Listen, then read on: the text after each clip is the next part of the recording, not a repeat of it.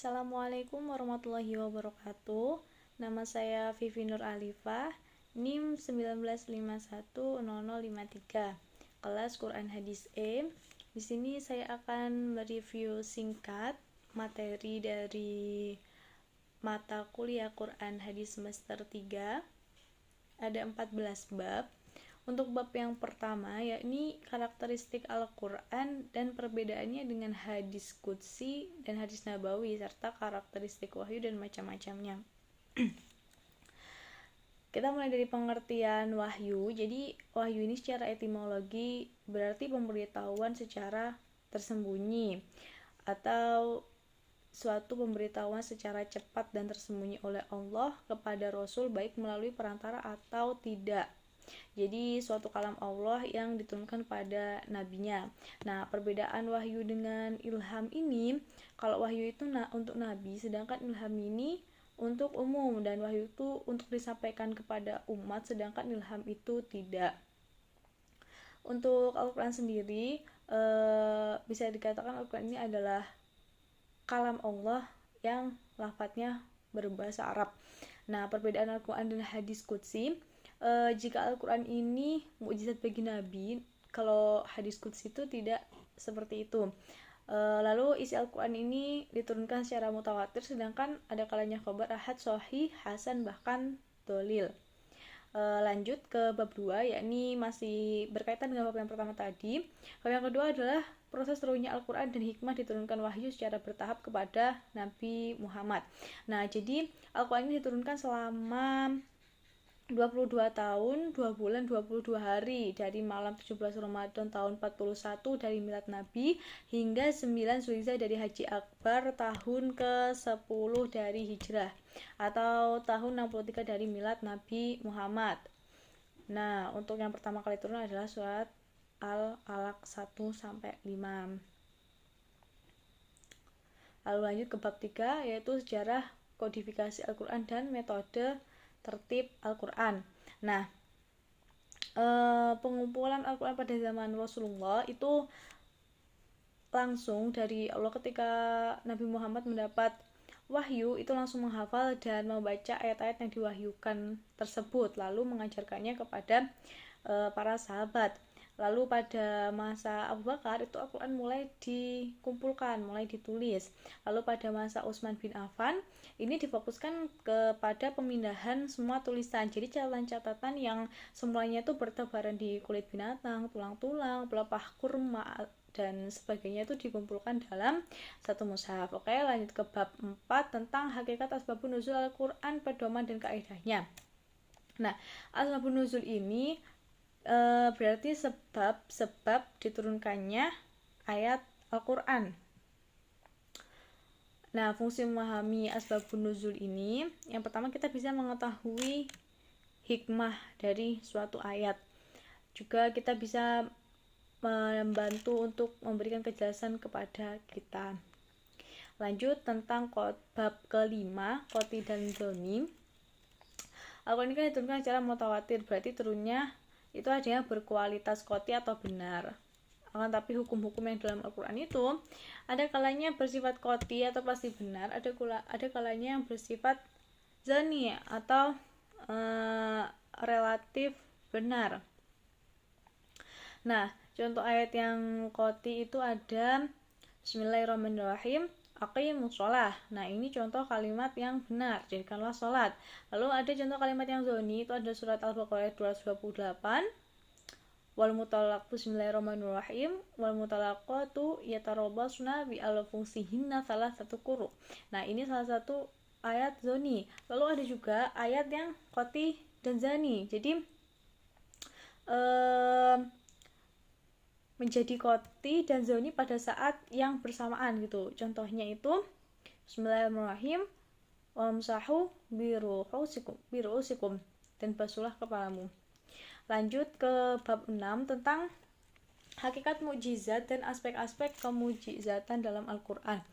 Nah, mukjizat ini kalau dalam bahasa Arab itu kan berarti berasal dari kata ajaza atau lemah.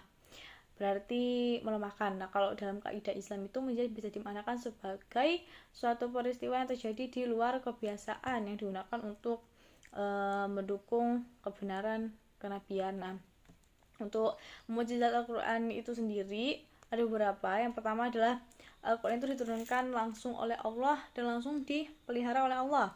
Lalu Al-Quran itu turunnya tidak sekaligus, bersifat pembenar dari kitab-kitab sebelumnya, lalu berlaku untuk seluruh umat manusia. Lanjut ke bab 7 ya, tentang hakikat, metode, tafsir, dan maudhu'i.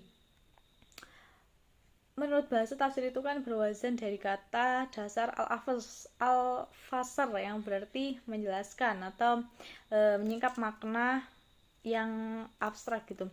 Nah, metode penafsiran Al-Quran itu ada 4. Ada metode ijmali, itu global. Ada metode tahlil, yang analitis. Ada metode muqarrin atau komparatif. Lalu ada metode maudhu'i. Nah, ini adalah metode tematik. Jadi dalam metode maudhu'i ini membahas ayat-ayat Al-Quran sesuai dengan tema atau judul yang telah ditetapkan.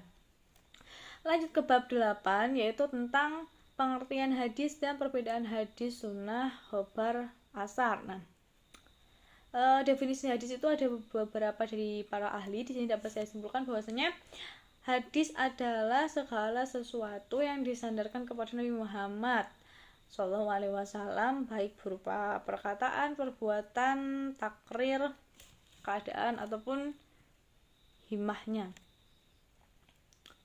Lalu tentang khobar dan asar, dari segi istilah muhadisin, khobar itu identik dengan hadis, yaitu segala sesuatu yang disandarkan kepada Nabi. Kalau asar itu secara etimologi ialah bekasan sesuatu atau sisa sesuatu, atau berarti sisa runtuhan rumah dan sebagainya. Menurut istilah jumhur ahli hadis mengatakan bahwa asar itu sama dengan khobar juga hadis, yaitu sesuatu yang disandarkan kepada Nabi. Lanjut ke bentuk bab 9, yakni bentuk-bentuk sunnah dan fungsi hadis terhadap Al-Quran. Oke, dari kita bahas dari pengertian sunnah. Nah, sunnah ini kalau dari segi lughawi itu diambil dari bahasa Arab yang berarti ada tradisi atau kebiasaan.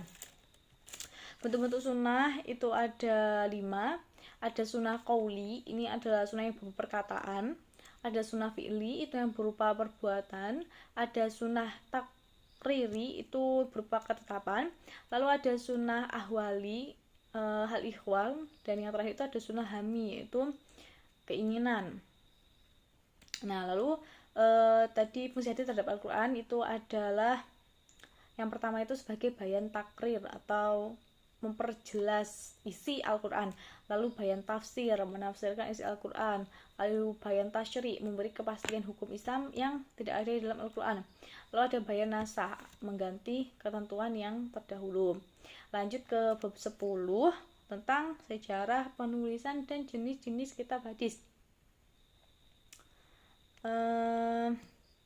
Pada abad pertama Hijriah, mulai zaman Rasulullah itu masa Khulafaur Rasyidin dan sebagian besar zaman dinasti Umayyah itu hingga akhir abad pertama Hijrah itu hadis-hadis itu pindah dari mulut ke mulut. Lalu ada masa-masa hadis itu dibukukan. Yang pertama itu pembentukan hadis itu pada masa kerasulan Nabi kurang lebih 23 tahun. Lalu ada juga masa penggalian. Masa ini tuh masa para sahabat dan tabi'in, itu dimulai sejak wafatnya Nabi Muhammad. Lalu ada masa penghimpunan, ini ditandai dengan sikap para sahabat dan tabi'in yang mulai menolak atau menerima hadis baru. Ini udah mulai banyak muncul hadis-hadis palsu.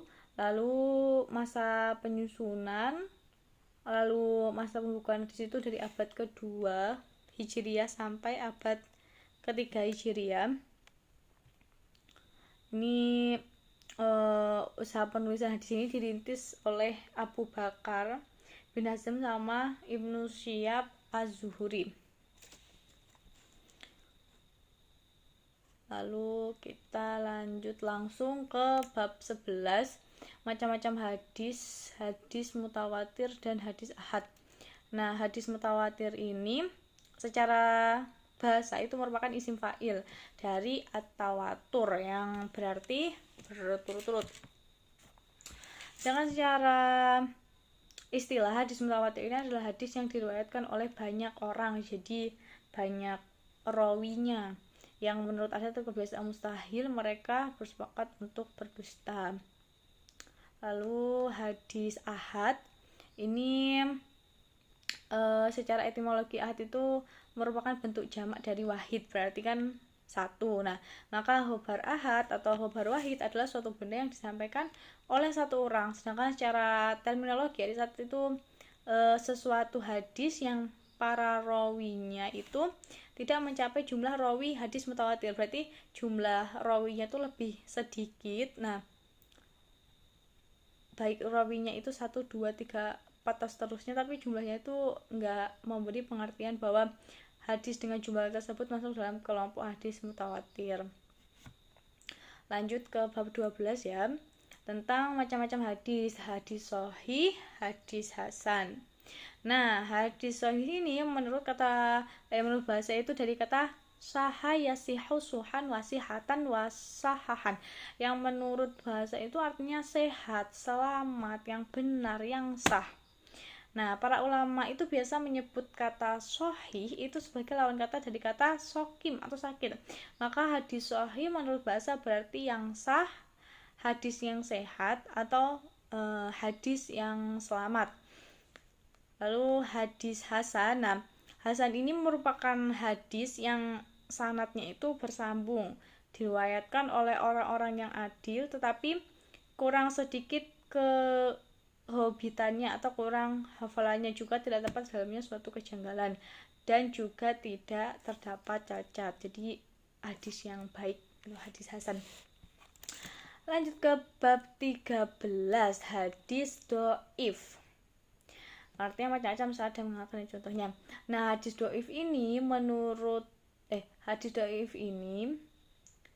menurut bahasa itu berarti ajis, yaitu lemah, sebagai lawan dari qawiyu yang artinya kuat. Jadi secara bahasa yang dimaksud hadis dhaif adalah hadis yang lemah atau hadis yang tidak kuat. Nah, menurut istilah yang dimaksud dengan hadis dhaif ini adalah hadis yang di dalamnya itu tidak didapati syarat hadis sahih dan juga tidak didapati syarat hadis hasan seperti yang saya sampaikan di bab 11 tadi.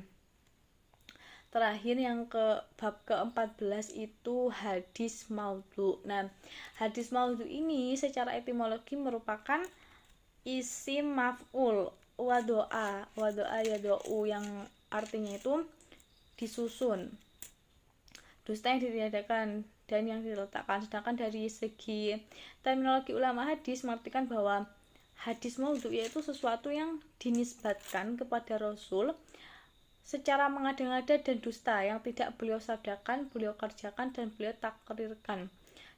Jadi hadis yang tidak benar gitu ya.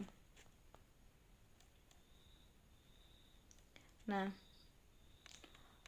dampak negatifnya dari hadis maudhu ini ya menimbulkan dan mempertajamkan perpecahan di kalangan umat Islam, sama mencemarkan pribadi Rasulullah SAW juga, karena hadisnya itu tidak benar. Oke, sekian materi review singkat materi 14 bab dari Quran Hadis, mata kuliah Quran Hadis semester 3. Terima kasih. Assalamualaikum warahmatullahi wabarakatuh.